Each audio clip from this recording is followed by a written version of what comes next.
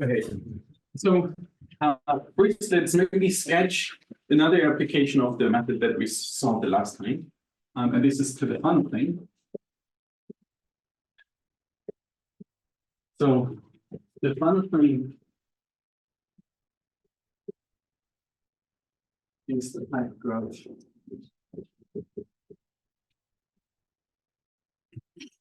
on 7 vertices with these edges. Let me just draw it.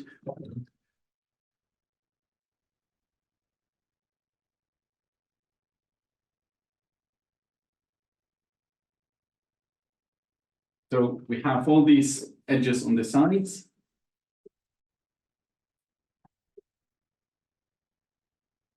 And then now I will just draw lines so that the picture isn't so messy. So we also have this edge, and this. So all these diagonals, and lastly, the one connecting these three. Okay.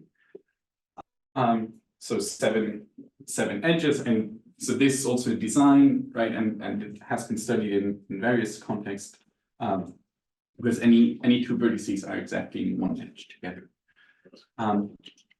And so the theorem due to descend empirically is that the Turán density of this is 340. Oh, and maybe let's call it.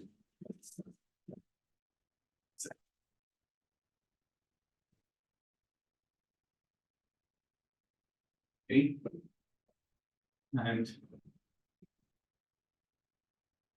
for the proof, so as a lower bound, we can again take this sort of bipartite hypergraph.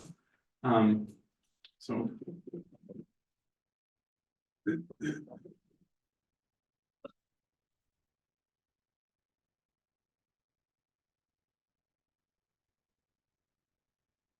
there are two partition classes, and then all the ones that are crossing this way.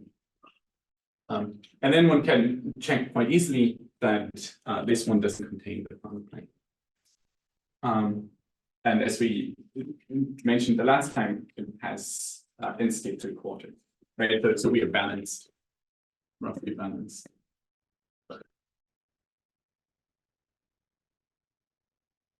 Okay, and for the other bound,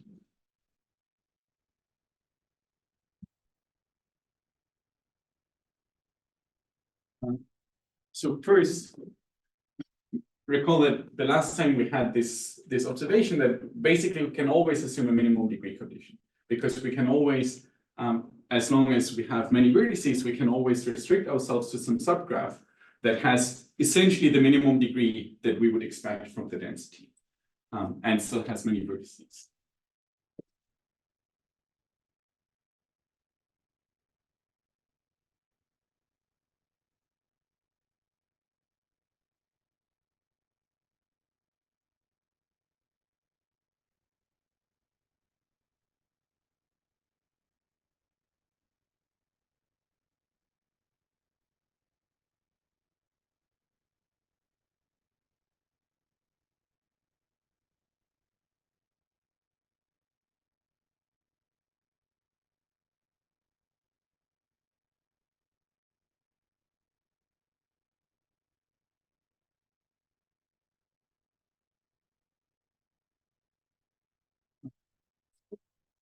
Minimum degrees, now 3/4 plus epsilon, and n chooses 3. And n is large compared to epsilon.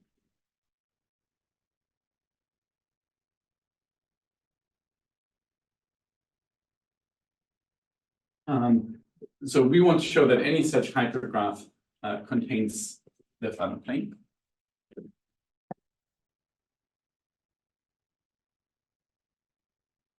And so as the last time for this FP3, we now know that because the Turán density of the K4 is below 3/4, so we know that this one, any such H will contain some K4.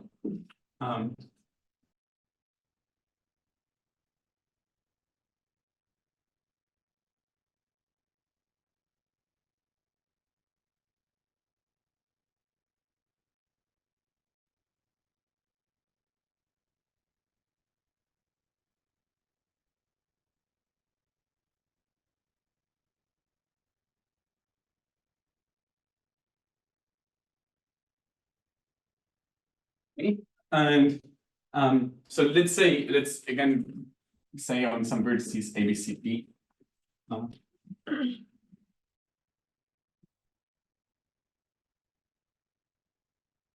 And as the last time, we want to now consider weights on the remaining vertex set, where we each weight on a pair is just the number of occurrences in the link of one of these four vertices. So again, nice.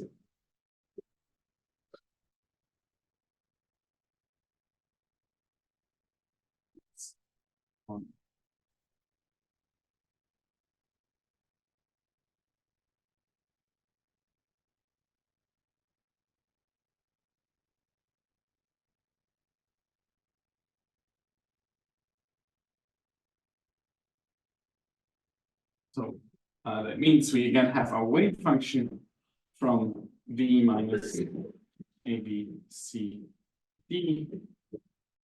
And again, as we discussed the last time, we want to place these on the pairs, but we will then also just write the weight function of some set as the sum over all the pairs over the weight of the pair. So from this to 0, 4 with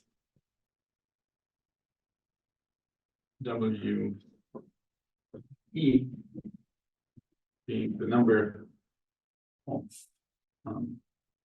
alpha, this A, B, C, D, such that E is in the link of alpha.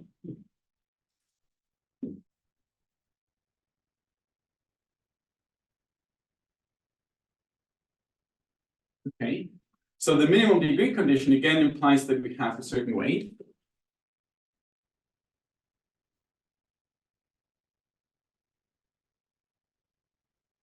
H implies then the weight of set A, B, C, D is at least, okay, so again, right, every edge in one of the links will contribute at least one to the weight. So here we have 3/4 and choose 2, that 4 times, but each of our vertices A, B, C, D have 3 vertices on the K4, and those we don't count. So 3 link vertices, 3 link edges. So -3. Okay, and here we have the plus epsilon. So this whole thing is still at least 3 plus maybe epsilon half times H is 2.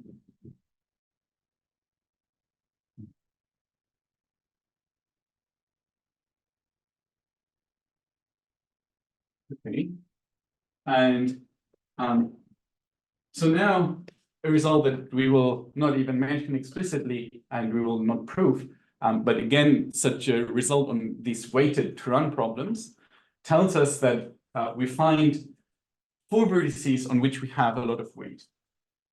So result by 30 and pink.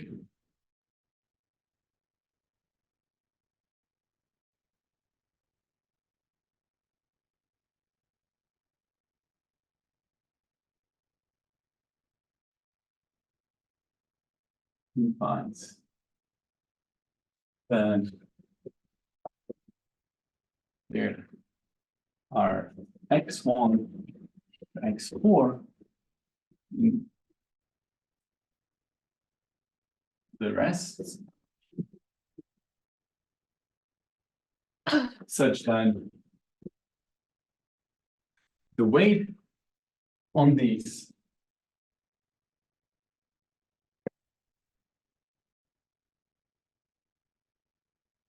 is at least 21. Okay. And so what is our goal? Our goal is to have these to have our K4 outside.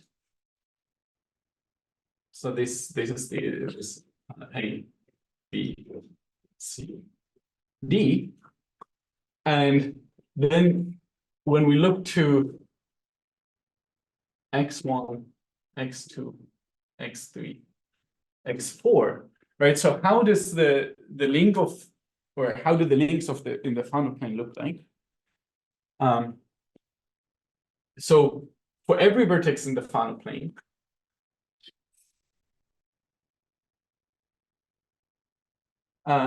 when we take an edge,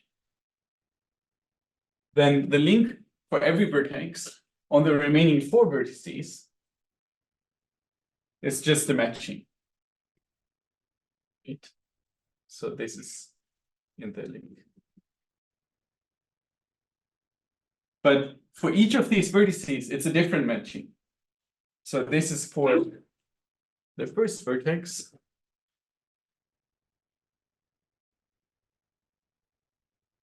Then for the second vertex, we have this matching.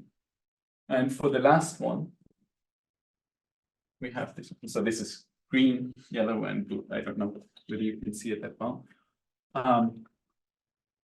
Okay, so what we want to see here is we want to have that for some selection of 3 vertices here. Again, we chose the K4 so that we have a bit more room for error, right? Because we can still throw out one of those vertices. And we want that for some 3 of them, we see all these different matchings. Okay, so this is the goal. And now this result tells us that we have some 4 vertices here for which the total weight is 24. Okay, so what is the maximal possible weight? It would be, we have 6 pairs, and then for each we could have 4, so it would be 24. So we're missing 3 occurrences. So now define the auxiliary bipartite graph.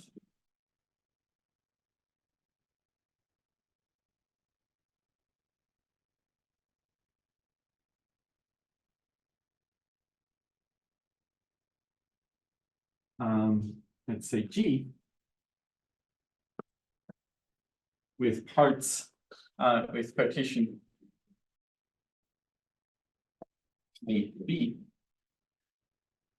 where A are the vertices A, B, C, E,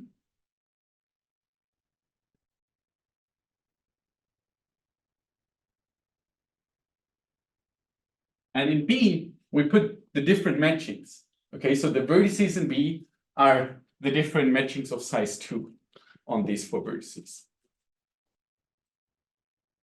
And B, where's the vertices in B?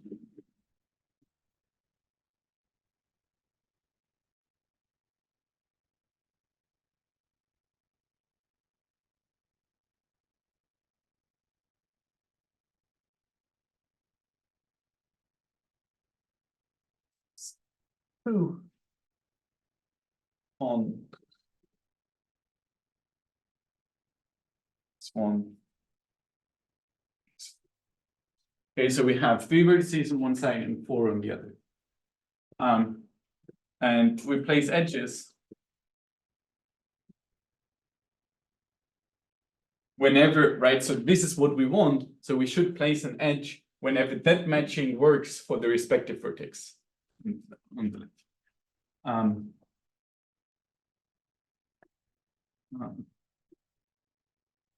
Whenever alpha xi xj, whenever the matching M in B lies in the link of the vertex alpha in A. Okay, then we place an edge from M to alpha. Okay, so here we had that just 4 of the edges are missing. So 4 of the pairs here are missing in some link here. Sorry, 3. And so that means, because each of those destroys at most one of the edges in this auxiliary graph. So also in this auxiliary graph, we have at most 3 edges missing. Okay. So since there are at most 3 edges, 3 pairs on x1 to x4, which are missing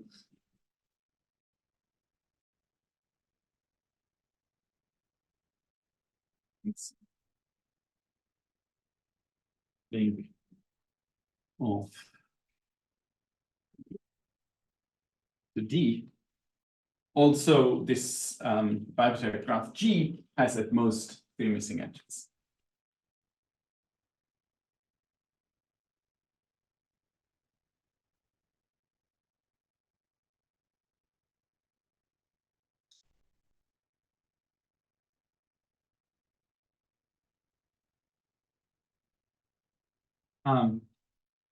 But then you can just check by hand, right? So we just have 4 vertices on one side, 3 on the other side, and of all the edges, there are just 3 missing. Then you can check that we still have a matching of the side with 3 vertices.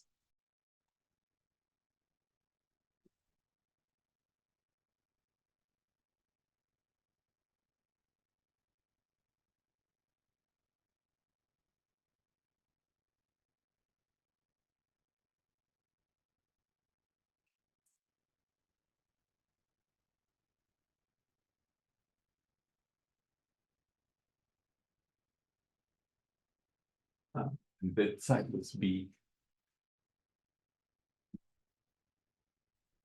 Okay, but such a matching is exactly what we wanted, right? Because so that means that for each of the 2 matchings here, we have a different vertex here, such that that vertex sees that matching in the link. And then, since any 3 vertices here form an edge, we exactly have this picture where we have an edge, and the 3 vertices of the edge, each of them sees a different matching in the link.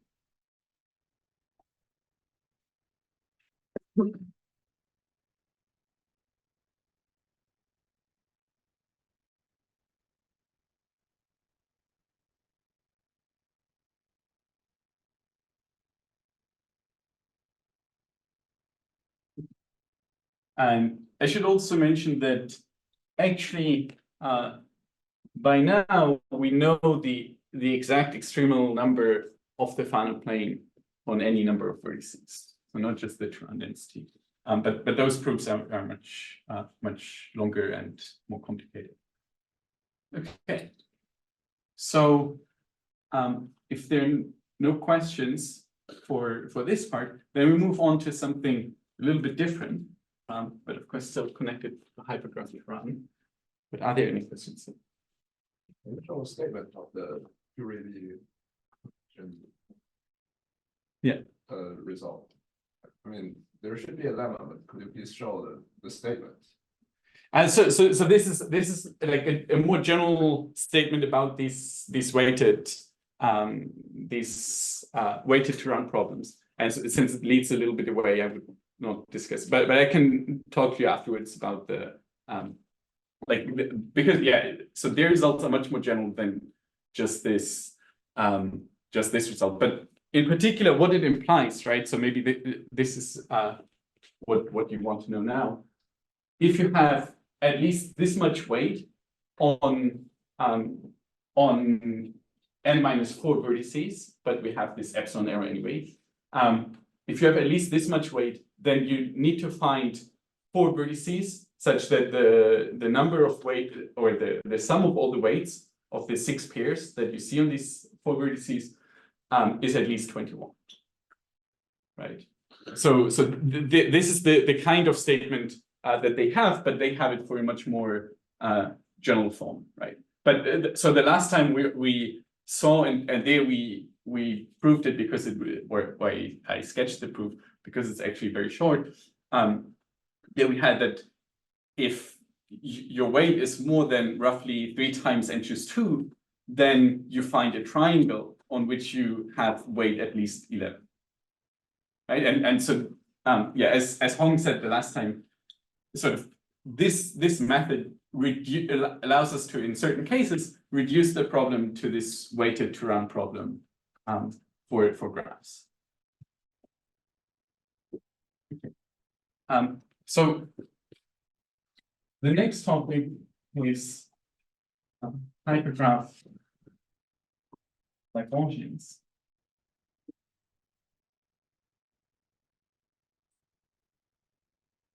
And so this, as I say, it's quite different from what we've seen so far. And so unfortunately, we can only see sort of the initial arguments in this area, but I think it's quite interesting. So for k-graph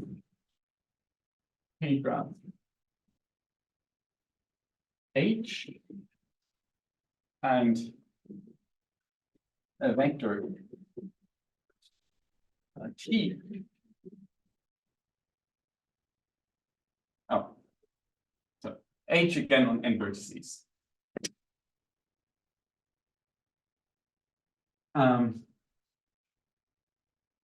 We sent this polynomial pH of T as we sum over all edges, and then for each of the edges, we consider the product of all the Ti where I is in the edge of H. So we sum over all edges in H, and then take the product of all I in that edge and T. Okay, so we think of H as having vertex sets. Yeah. But of course, that doesn't really matter. Otherwise, we just enumerate these with whatever we call the vertices. Okay, so why would we be interested in such a thing?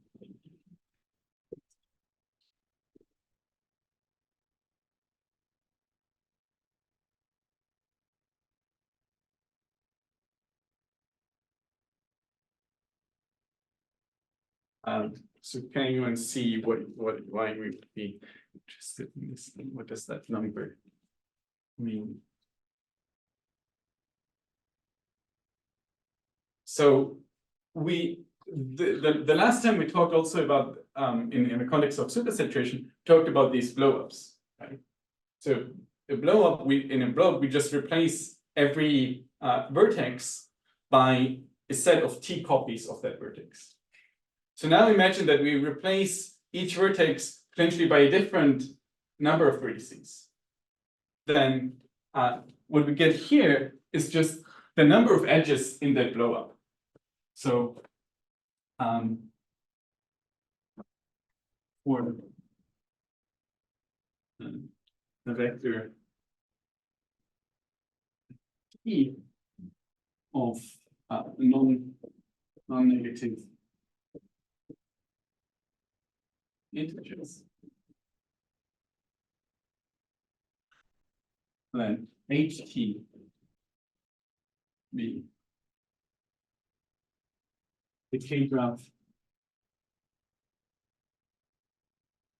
named from H by replacing vertex I by Ti copies.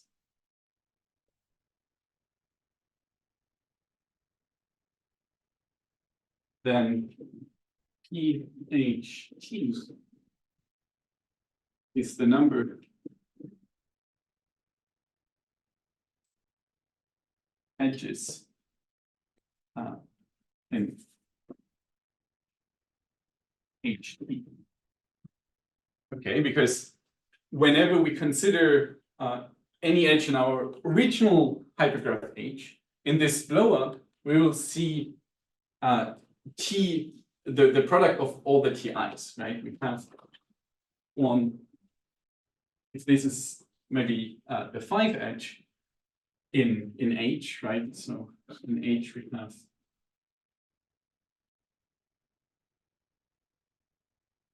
that this is an edge. Then in HT, we have, if this is vertex I, J, and so on, then this is a set of size Ti, this is a set of size Tj, and the number of edges is just the product that we have here, because we have any edge of this form. Okay, so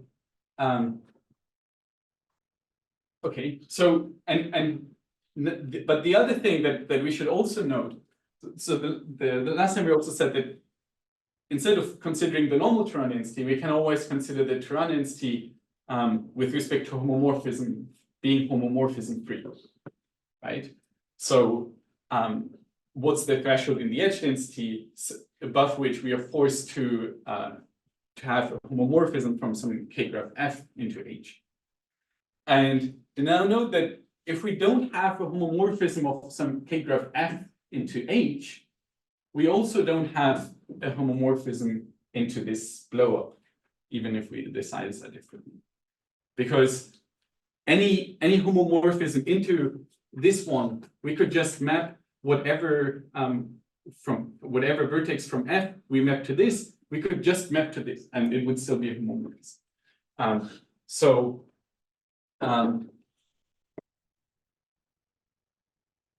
Also know that if H is F on 3, then also HT is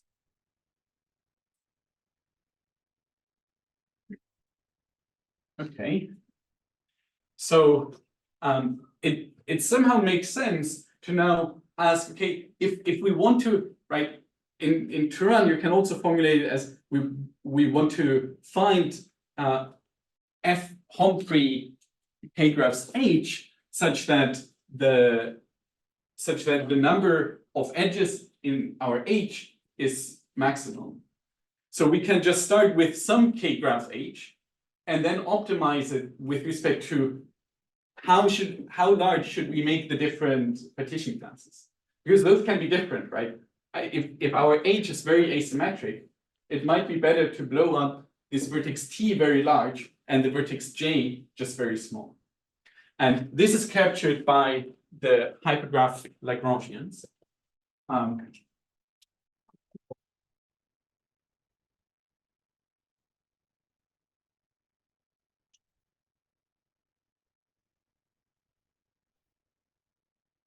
So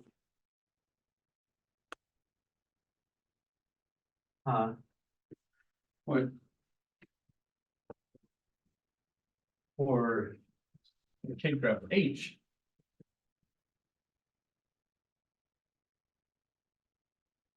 then Lagrangian of H is, we call it lambda H. And it's basically exactly what I just hinted at, what we're interested in. So we maximize the number of edges, but we want to also have the whole thing normalized because later we want to connect it with the Turán density. So what we do is we take the maximum, where here we consider all vectors x1 to xn with all entries being non-negative, right? Because negative wouldn't make sense. We can't make the blow negative. And we also want to normalize it so that the sum of these should be 1. Okay, so then we can think of it as the density. So the sum over these xi should be 1. And then just this maximum of this polynomial H taken with this vector x. Okay.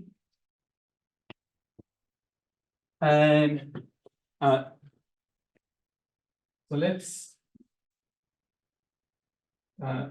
also consider the definition of being dense. So we are only interested in these guys if we don't have a subgraph of H which has larger Lagrangian, because that would mean that we can always optimize by just leaving out some vertices of H, meaning making the blow-up size, so the respective xi, making it 0. Okay, so we can always basically forget about this. And so those that we are still interested in, we call dense. So K graph H is called dense if lambda H is strictly larger than the Lagrangian of any of its proper subgraphs.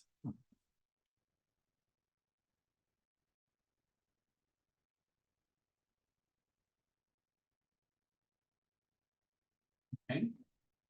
And now our first proposition here is that that we can relate these to the Turán density.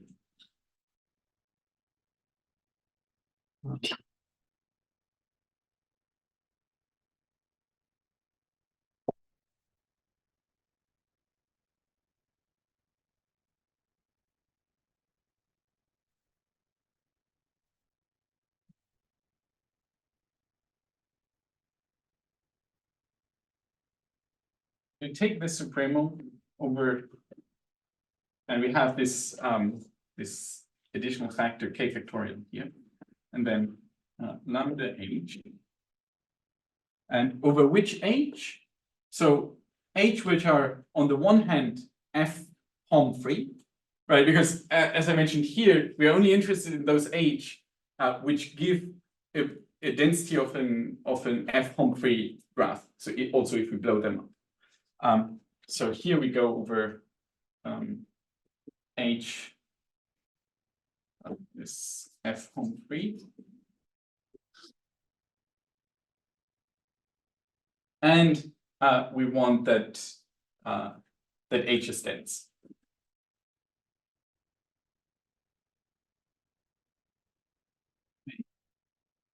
And so that H is dense, that we only need to consider those, is I think quite clear, because for every non-dense H, we could just replace it by considering some subgraph of it which is dense.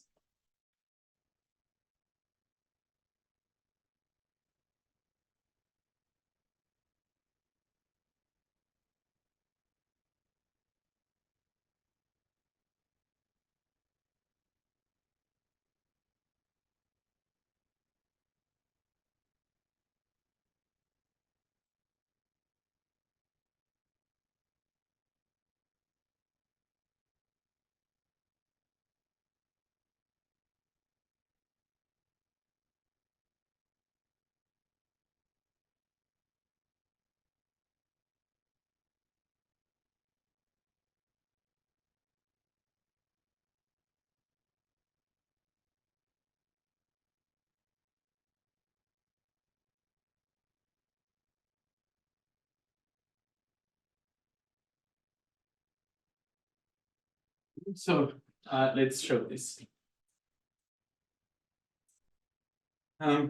So first we want to say that this is always greater or equal to this side. Okay. But if we consider only this sort of H, then because any blow up will also be F home free. So and so this and because this thing was related to the number of edges in the blow up, we will have that each of those would be just one of the densities that we consider for the Turán density. So again, so given F on each neighbor of H and an integer vector F, the vector T is non-negative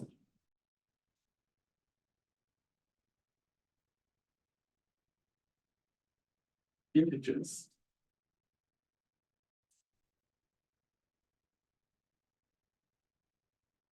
We call that HT is an F-free, F-home-free.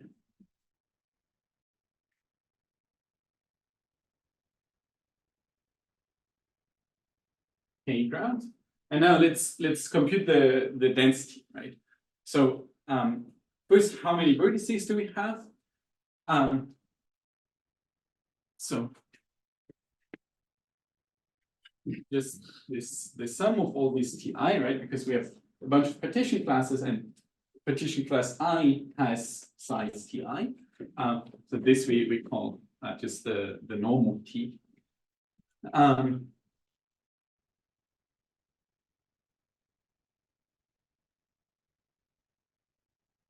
And also, as we noted before, this pH of T is just the number of edges in this blow up.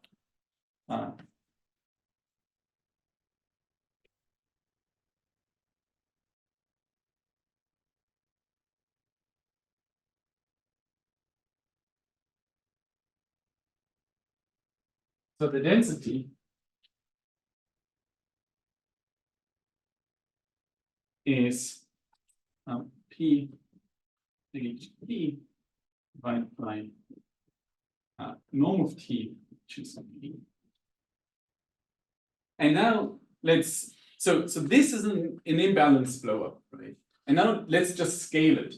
So let's just multiply this vector T by some integer m, some positive integer m. And so that will just keep the percentages, how much we give to each of the partition classes the same, but it will make everything larger, right? So because for the Turán density, we also want to eventually consider arbitrarily large hypergraphs. So now, given an integer m greater than 1, we have that H MT is still F on 3. And has density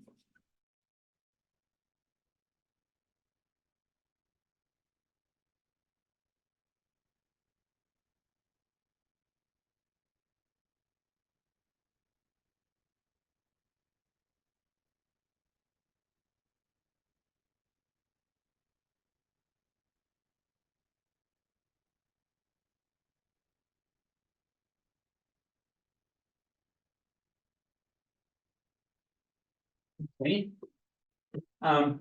So also recall that eventually we want to come here to something where instead of this integer vector T, we have numbers between 0 and 1, which sum up to 1. So let's say that so how does the density of this one relate to this one? So the number of edges, we just multiply every ti with m, but every edge is of size k. So we get a factor of m to the k for every edge. And then we sum over those, so we can pull out this factor of m to the k. So we have m to the k. Now let's do what I said. We also want to make this norming or to norm that. So we also pull out a factor of norm of t. So we also get this to the k. And then we are left with pH t divided by the norm of t. And then we have to divide now by m times this choose k. T choose k. Okay. So this is the density.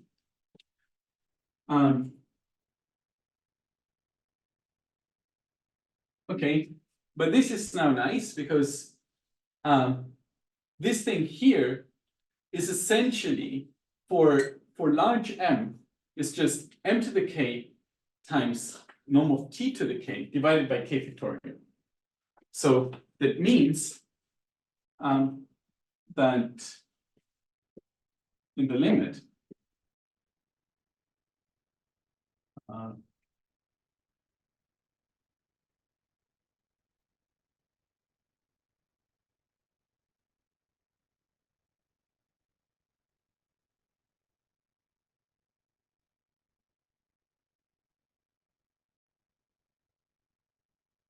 this is just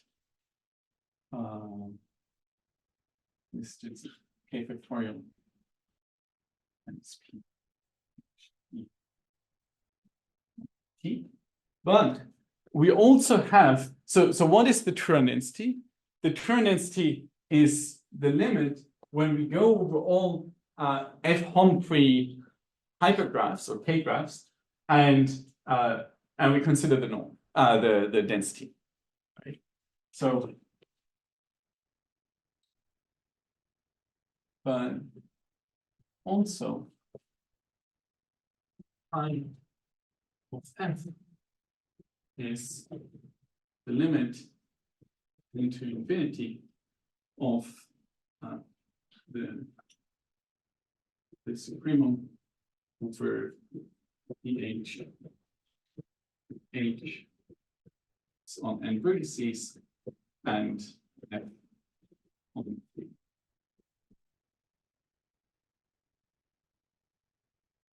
So in particular, this our HMT is one of the potential choices that we have here for H. So this thing is greater or equal to just considering this the limit of the densities of these HMT.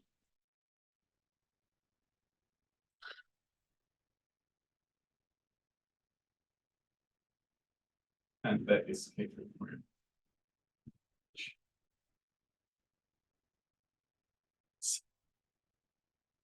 Okay, so now of course this thing is not exactly the Lagrangian, but know that any potential vector that we are considering in this maximum here, we can approximate arbitrarily well with this integer vector divided by the norm.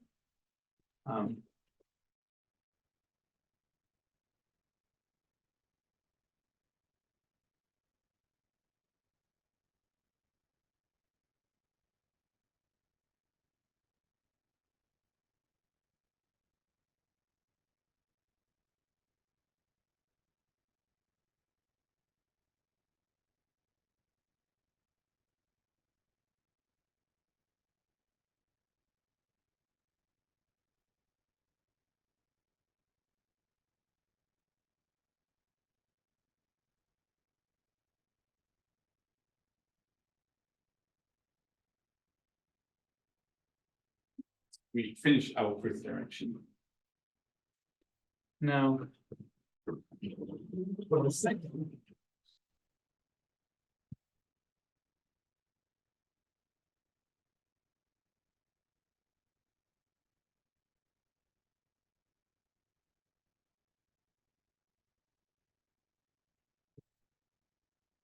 So now we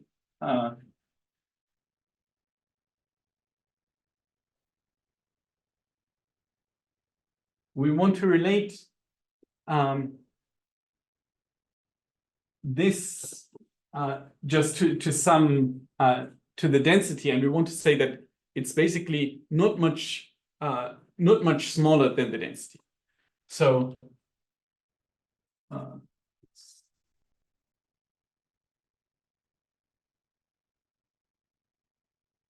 okay, so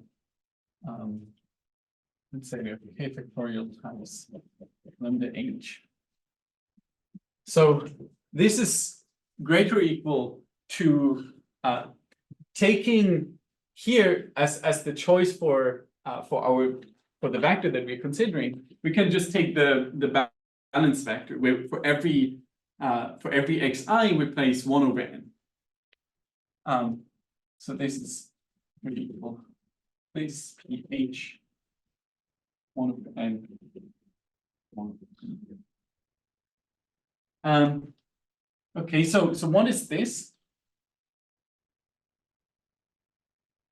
Let's pull out all the 1 over n factors, right? So again, from each edge, in each edge we have k elements, meaning that this part of the product, if we pull out the 1 over n factor, we actually pull out the 1 over n to the k. So is this 1 over n to the k?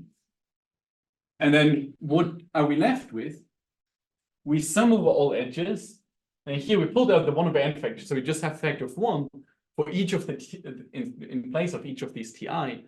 So that's just 1. So we sum all the edges. So it's the number of edges.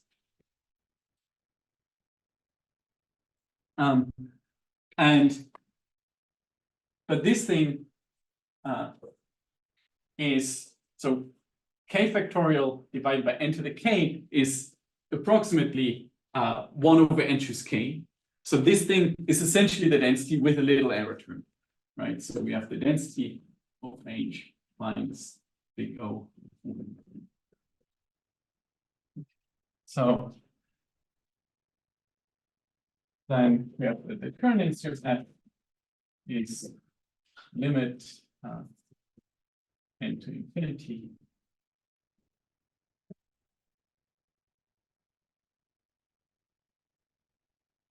Here we can consider this homomorphism-free version of the extremal number, n choose k.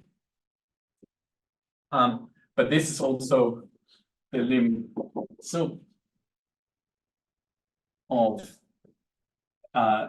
taking all the densities over some h on n vertices and h being f.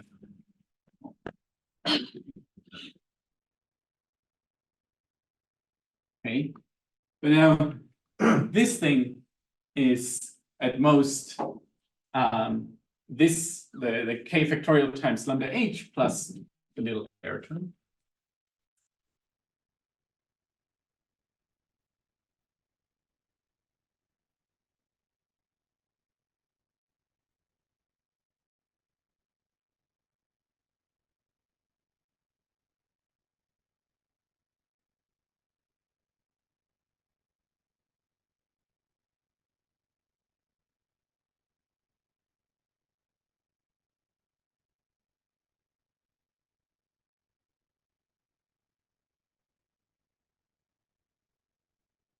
Okay, but now since here we're considering the lim so given any epsilon, we can say that here it's enough to just consider everything above some large n.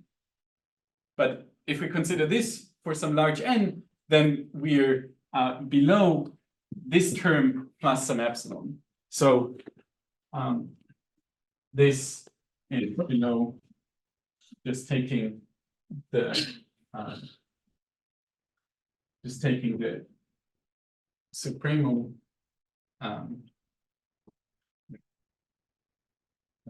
let's say so of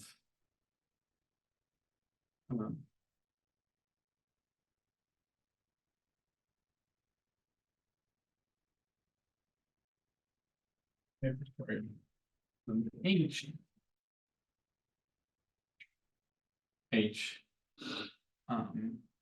is F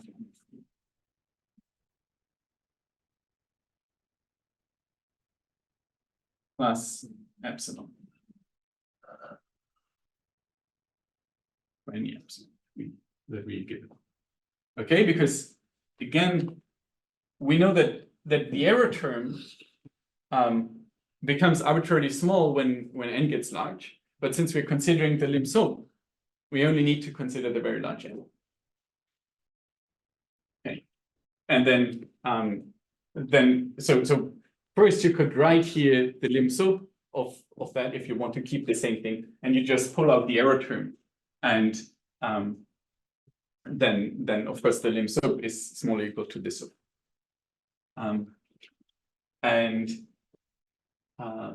Yeah, so but that means that we have this in because we have it for every epsilon.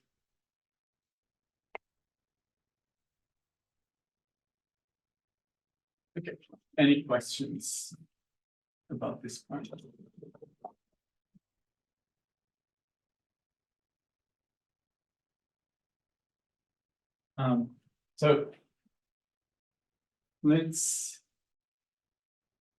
So we said already before that we can restrict our attention to these dense H, right? And we have this little observation that if the K graph H is dense, then each of its pairs, each pair of vertices is contained in an edge.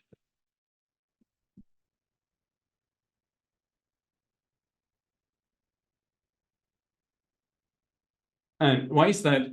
So if we have some I and j which are not contained in an edge together, then this polynomial, which I think I deleted the initial polynomial, but this polynomial,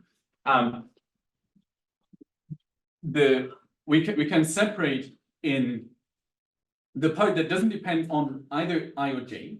Okay, that part is constant. We don't influence it if we change the size of xi or xj. And then we have some part that depends on xi, but not on xj. And we have some part that depends on xj, but not on xi. Okay, but then we just have this sort of linear expression, and we can optimize it by making one of xi or xj to 0 and making the other one full, where this sum of both. So note that if if I and j are not contained in edge together,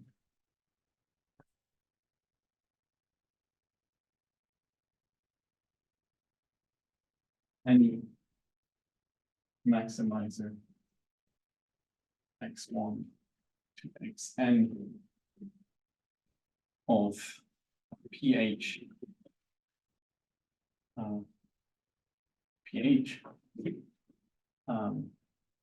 can be replaced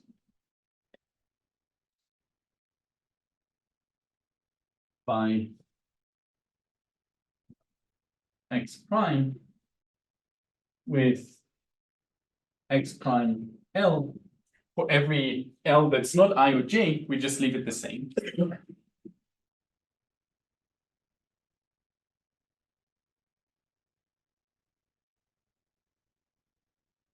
And x prime of I we set as the sum of both, and xj x prime j xj prime we place as 0 or the reverse way. So x I prime x I plus xj and xj prime 0 or x I prime 0 and x I prime plus x xj prime x I plus xj. Okay. So this now already gives us yet another proof of the Edish stone Shimonovitz theorem.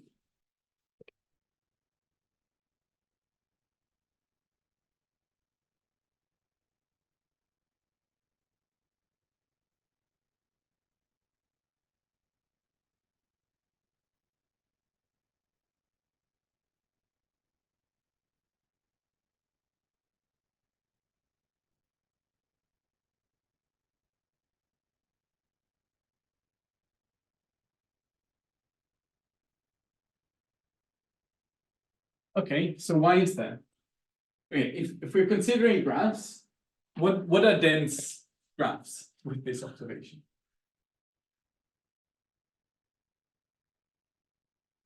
So any pair needs to be contained in an edge together, meaning that we need to have the edge that contains these two vertices, because every edge is just of size 2.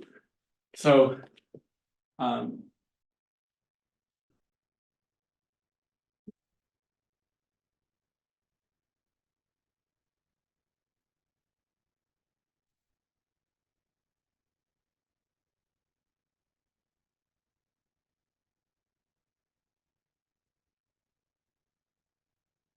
and also, if we now take some f, then if we consider a graph H, which is of size at least the chromatic number of f, then we cannot be, if that graph is dense, meaning complete, then we cannot be f hungry. So further, given the graph f, any dense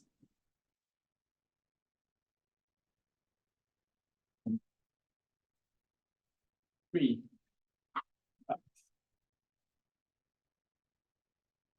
can have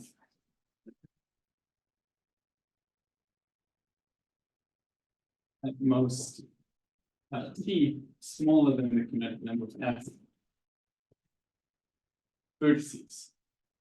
Right? Because since any such dense graph is complete, if we have at least the chromatic number of vertices, then we can find homomorphism by just mapping all the vertices from one color class to the same vertex, and different color classes, of course, to different vertices.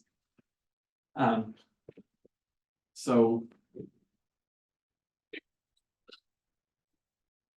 then this proposition tells us that the Turán density of f is the maximum over the Hypergraph times lambda k, let's say lambda h, where h is dense, and h has at most t vertices. But that thing is then just, we take the maximum over the Lagrangians of cliques, and of cliques of size at most t.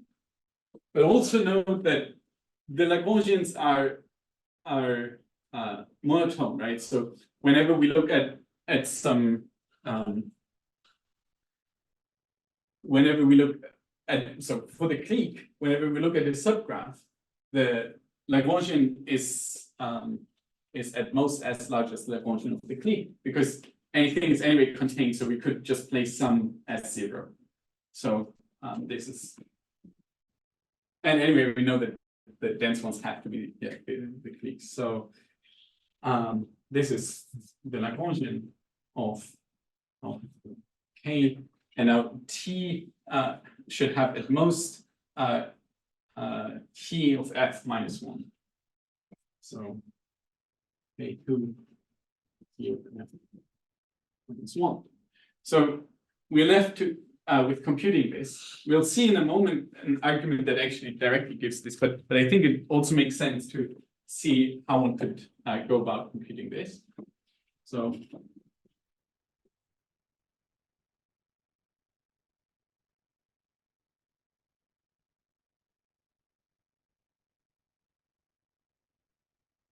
okay, so we want to maximize this polynomial. So we take some y I y1 to yn with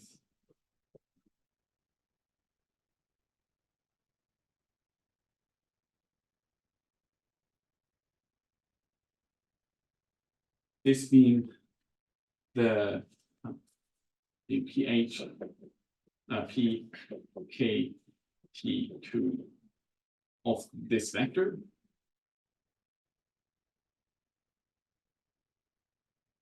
Okay, but what is this polynomial for a clique and for a graph? So each edge just consists out of 2 vertices. So we just get for each edge some yi times yj, and we sum over all possible pairs because everything is an edge. So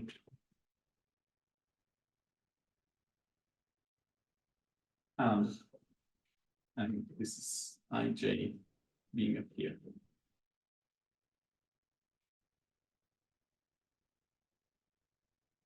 Okay, and oh, sorry, I should also say, and all the yi being greater than 0 and sum of the yi. Right, so just we take some maximizer out of those candidates, and okay, so this yi yj is one of the terms that we get when we would expand the square of the sum over all yi. But we also know that the sum over all yi is 1, so the square of it is still 1. And so we will have this term in there. So, but it would also be nice if the other term, so yi squared, if we can somehow, so the sum over yi squared, if we can somehow bound that. But to bound that, we're again in a convexity situation, right? So it is useful to see that the sum over the yi squared is greater or equal to t times the sum of the yi squared. Right? This is just by convexity. Oh, I guess I call this n. N should be T or T should be N. Yeah. And everywhere there. Yeah, right. It's because of the 2 factorial. For your pi n there. With a factorial, but it's 2 now. Yeah, but There should be a 2, a factor of 2. oh, here you mean? Yeah. Yes. Yeah, and then here let's call all of the t.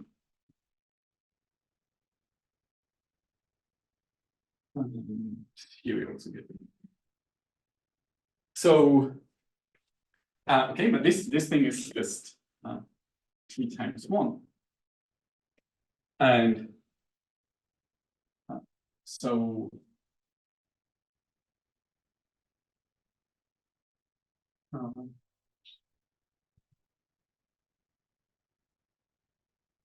Something's wrong. Sum of yi over t to the power 3 squared in the middle term. T times is the average of yi squared. Yes, So but the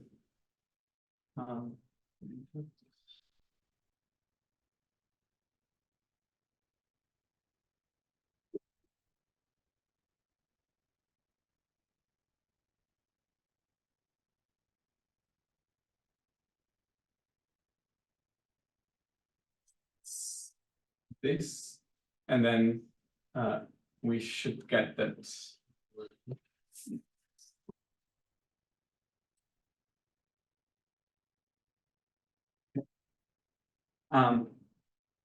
And so now we also have that if we compute this, which is 1, we can write this as, by just factoring it out, the sum over the yi squared plus 2 times the sum over the yj.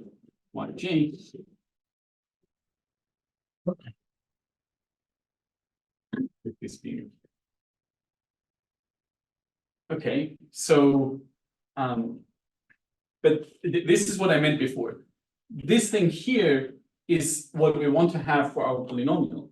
So this thing is yi, the sum of y squared, which we can bound from above by 1 over t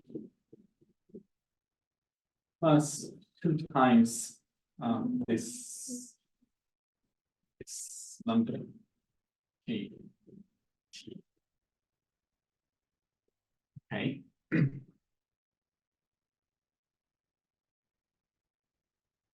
So then lambda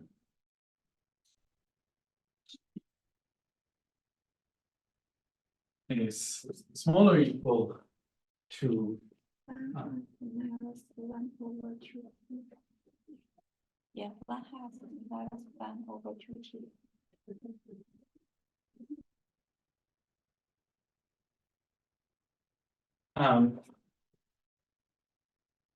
And so this thing, if we want to put it to the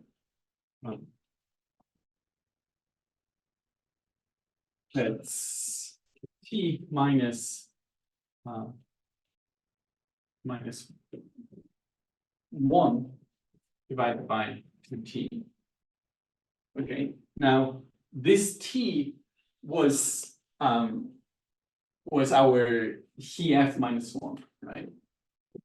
So above we get that the Turán density of them is 2 times this EF minus 2, because t is EF minus 1 divided by EF minus 1 times 2.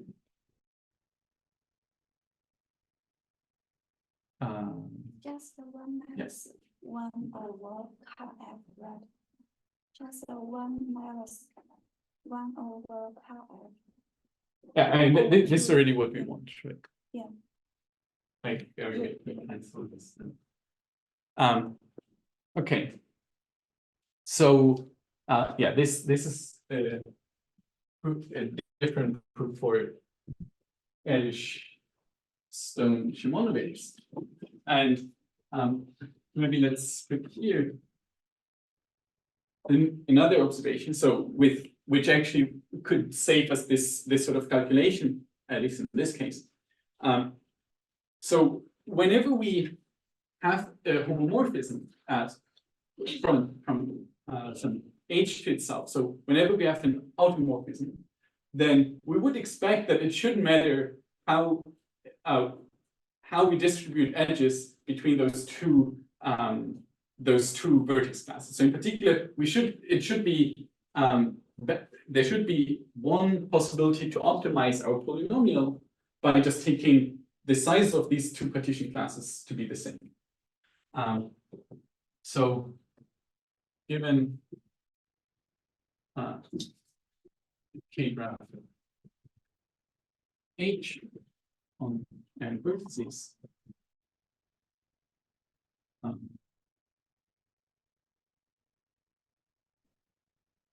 we say that vertices I and J are equivalent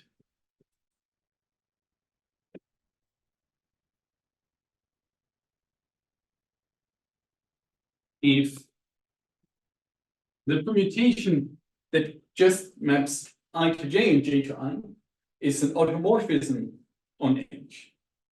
Okay.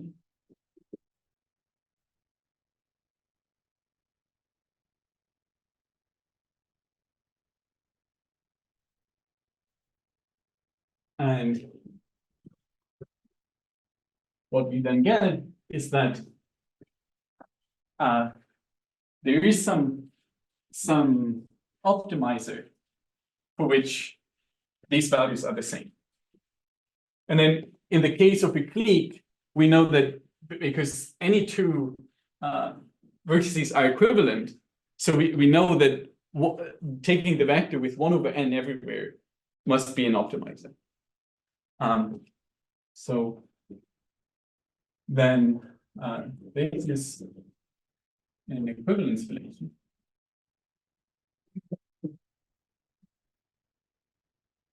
This can just be checked, so we will not actually prove it. And the important part for us is there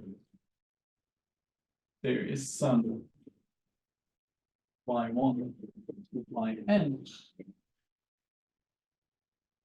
with all the yi greater than 0, and then the sum the y being 1 and lambda h being ph of this vector, such that whenever I and j are equivalent, yi and yj are equal.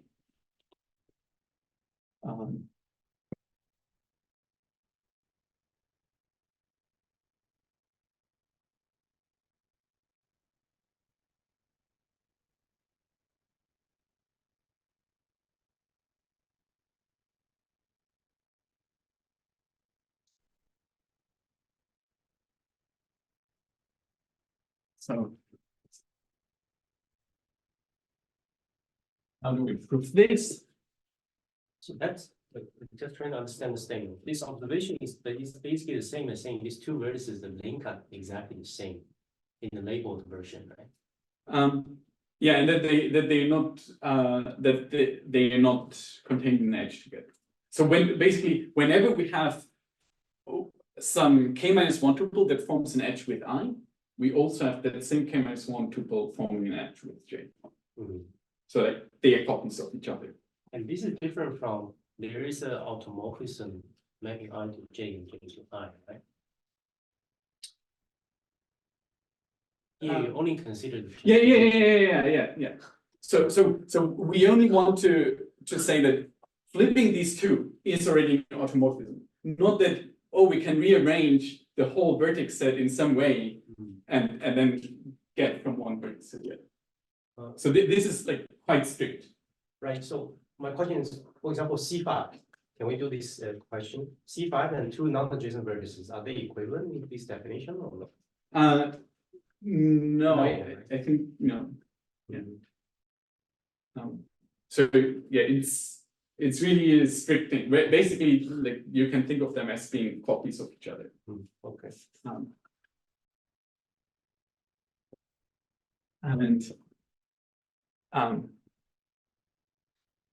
Yeah, so how do we prove this? So let yi or y vector as above. I mean,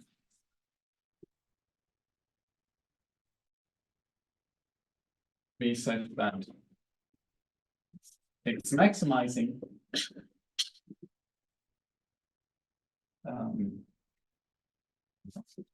image y and all the yi non-negative and the sum of the yi being 1, and subject to those, we want that we minimize the squares.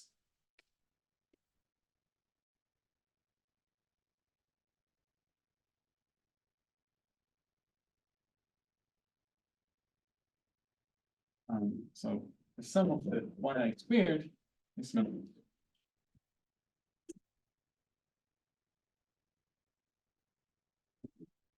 And then we claim that if yi and yj are equivalent, then they must be the same.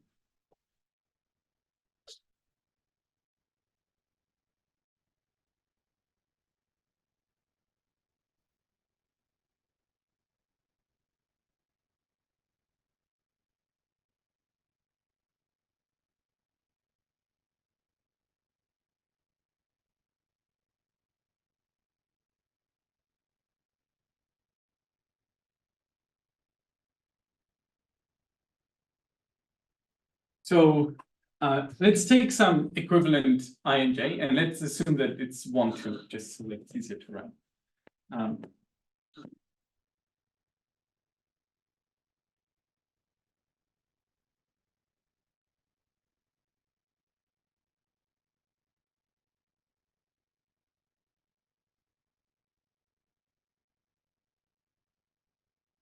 And now,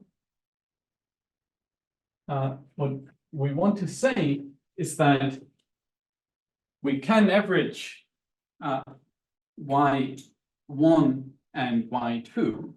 So we replace each of them by the average of the two. And we claim that this pH does not decrease.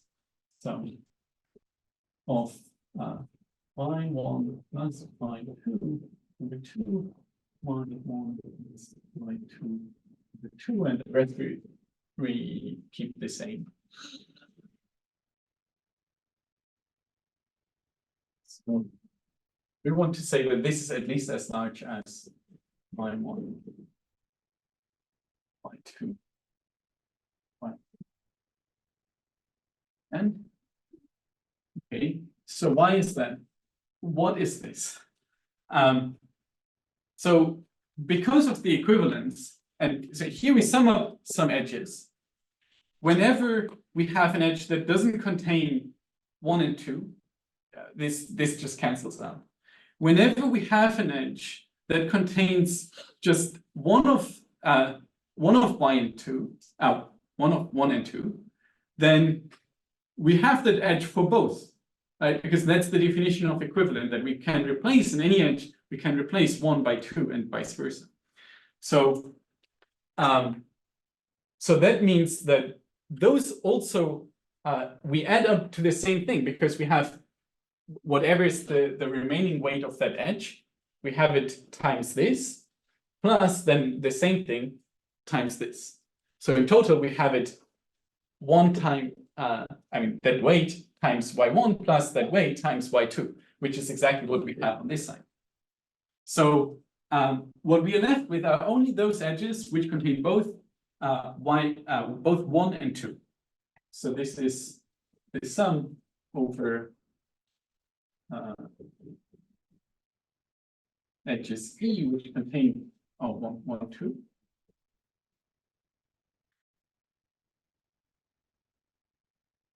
And what do we have there? We have y1 plus y2 divided by 2 squared if we consider the term here. Minus, when we consider this, we just have y1 minus y2.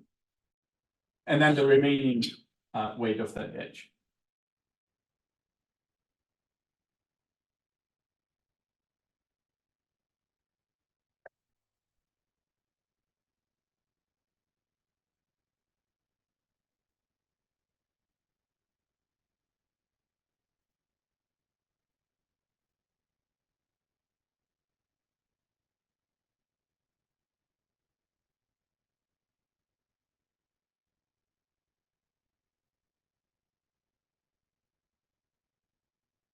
So, but then this thing is greater or equal to 0 because this thing is greater or equal to 0. Since 1 plus y1 plus y2 square root minus y1 y2 is equal to y1 minus y2 squared equal to 0. Okay, so this means that y1 plus y2 power y1 plus y2 y3 and so on. This was a possible choice in the beginning when we wanted to pick a maximizer that minimizes the squares.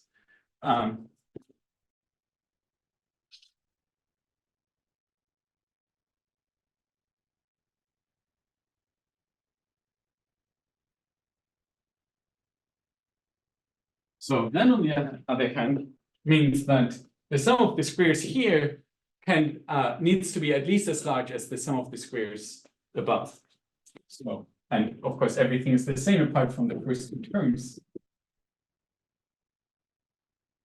Squared, and then 2 times this is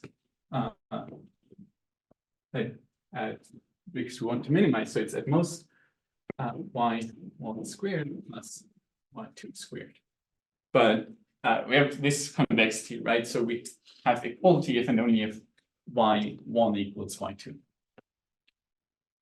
Maybe you can say because you say you assume that y achieved the lambda h, so y the vector achieved the maximum. Yeah. So that inequality cannot be strict, otherwise you get contradiction. No, yeah. I mean, so but this is what I'm saying here already, right? But now, because what we wanted to argue in the end is that we have that y1 equals y2. Right, that I could say, I'm saying it could be easier. So if that inequality is strict, is a contradiction. No, yeah, but then y1 equals y2. No, but because so we definitely know that that here we must be equal to 0 Right. if we prove this. You are. But okay, you are. but that doesn't mean that y1 needs to be equal to y2, right? It could just be that No such as. like I guess what Jie is saying that alternatively, you could have started with a y, maximize y without that minimal sum of yi squared condition. And Yeah. let's say you can transform it to another maximization. Yeah. But that's like here we just want to formulate it so that Okay. in the end we directly get that, oh, this is the maximizer with that additional condition. Yeah. But sorry.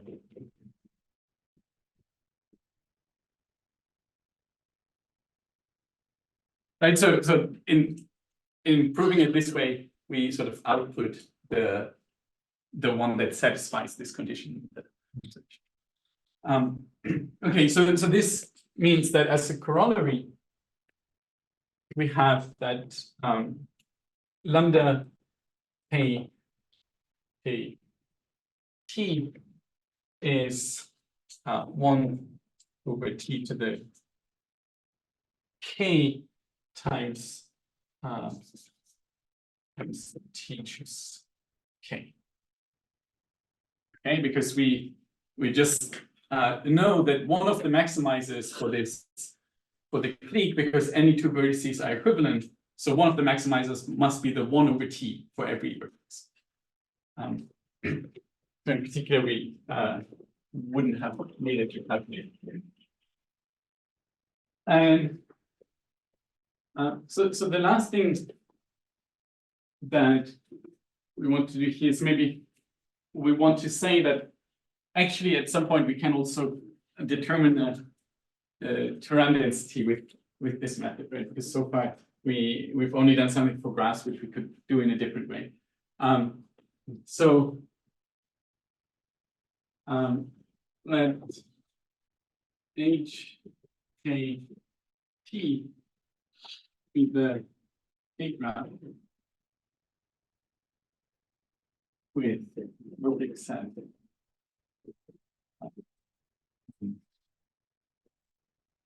vertex set V. So on the one hand, we have maybe let's call them x1, x. But then we get some additional vertices, namely for every pair of ij here, we take k minus 2 additional vertices.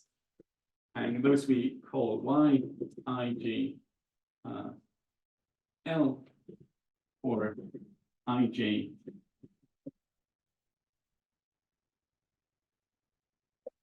Here and l and up to k minus 10. Okay. So this is the vertex set, and the edge set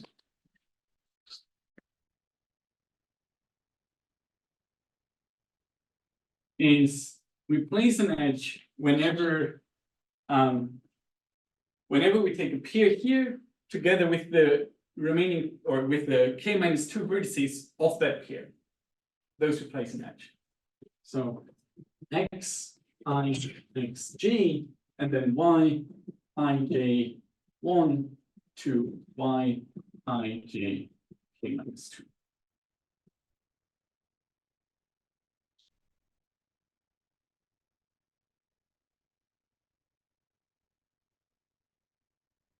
Okay, so for instance, for t equals 4, we just have this and let's say maybe 3 uniform. With this, with all these pairs, and now for each pair, and there are 2 more vertices, but I will not draw them because it will get too messy.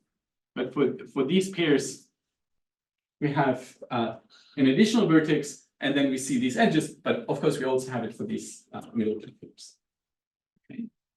And theorem that we will maybe prove the next time, but the proof is quite short with everything that we have now due to I is that the Turán density of these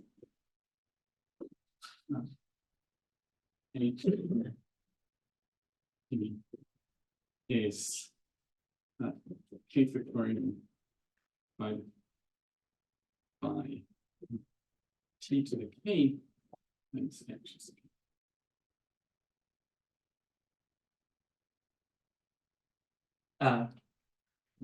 times t choose k. Okay, so it's like it converges to 1, right? Because this is essentially t to the k divided by k. Okay, and yeah, so the proof idea is just that when we're dense, we know that any pair is contained in an edge. So if we're dense and we have more than t plus 1 vertices, we cannot be free of homomorphisms from this one, because we can just map the x1 to x t. We can just map them to one of the oh, I think this should be plus 1. We can just map those t plus 1 vertices to arbitrarily distinct vertices, and then any two of those vertices are now contained in some edge. Okay, so we just map these to some set of vertices that form an edge with these, and we don't care whether those might be the same vertices. So that means that if we are free of homomorphisms from this hypergraph, then we must have at most t vertices.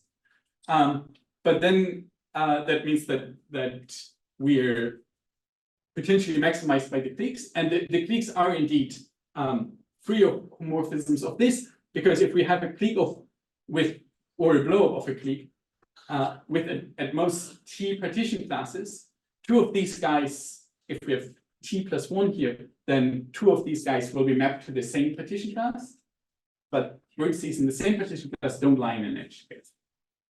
And therefore we cannot have a homomorphism. So this thing is just optimized by the Lagrangian of a clique on t vertices, and by that corollary, this is that, and we always get the k factor.